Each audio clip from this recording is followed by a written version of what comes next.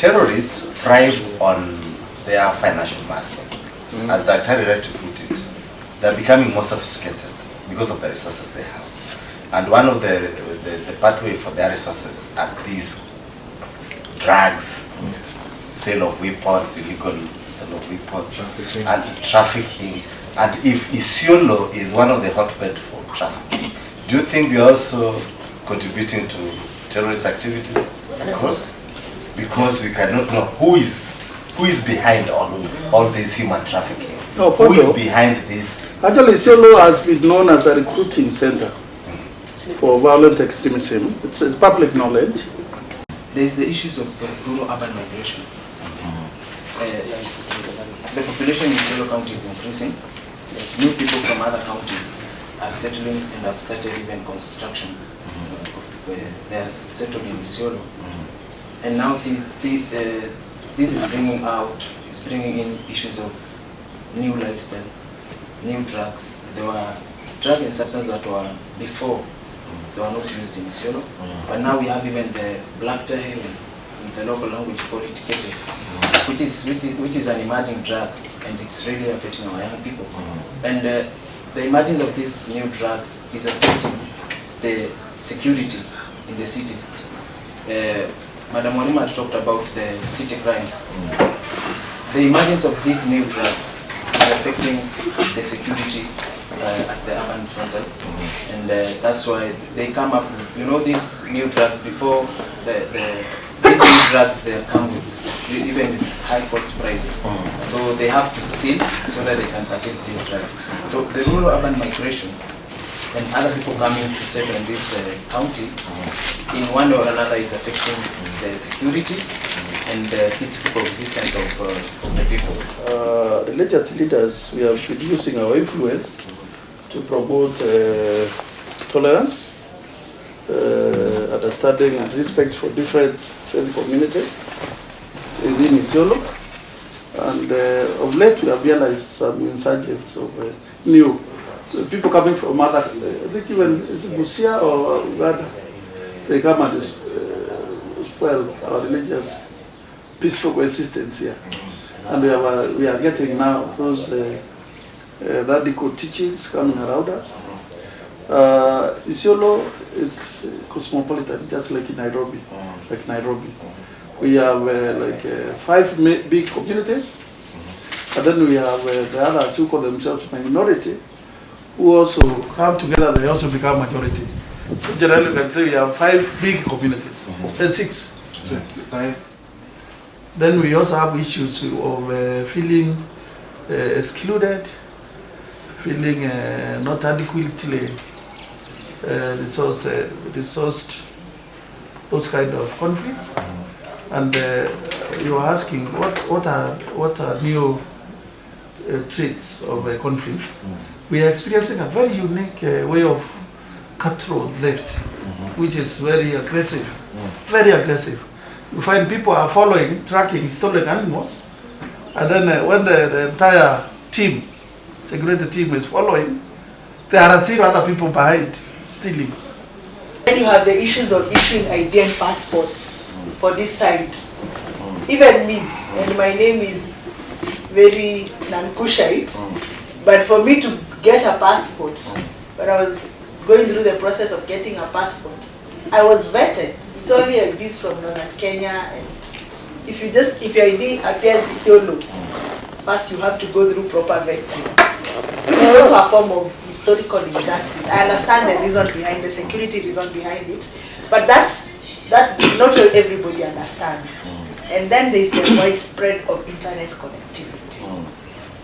This was not common in the past 5 years in Isiolo. Right now, even there's a boda guy who carries me, who tells me that he knows the password to the Wi-Fi of some office within town. So in the evening when he's bored, he just goes there, is close to that place, and uses the Wi-Fi. So do you know who he's talking to him when he's in those spaces? I think he's a good guy. I don't think he's related to that, but I'm just using him as an example of very many other young people. So when you combine the factors of hopelessness, drugs, historical injustices, internet connectivity. That creates a very good fertile ground for recruitment, because this recruiter or this violent extremist will capitalize on that. And majority of these people are young people. And if you understand the generation that you have, they want things instantly. They want to get money instantly. They want to drive the latest car instantly. They want to be like person A, B, C, D who's worked for 40, 30 years. So those are some of the things that we need to be very, very careful when we are looking at. We're also looking at the role of women. There are two sides. There's the role of women in supporting peace, and there's the role of women in contributing to violent extremism and radicalization. Actually, we've been using religious education to counter extremist ideologies by providing alternative, correct narratives, even translating into vernacular Swahili, and it has really worked here. Yeah. Without any process. But in some churches, if you are an Anglican, we know how you become a bishop, or like my church. You don't declare yourself. So I think I like what the government is now doing to regulate formations and the establishment of the faith communities. And as we work around these narratives, we also, as Christians, need to look into our own texts, our own texts. So we have a majority of young people who are educated, who have the right papers, but do not know where to go. So that's a big challenge. Then you add the concept of drugs now. Because they are frustrated, they resort to drugs, which require money to buy. And of course there are people, the world is always waiting for you. The world is waiting for desperate people to save them. But in the real sense is to use them negatively. A lot have been done, as long as this is concerned. And as well, a lot should be done. It is awareness. Like almost 60–70% of who lives in Isiolo, who have been here for the last 7–8 years, they are aware. The message have reached like almost everywhere.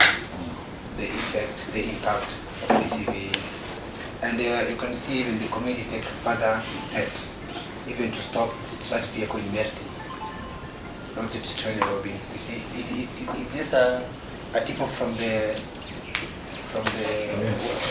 NGO who runs the police, and many more cases as well through collaboration between the community, religious leaders, the GAO, the police.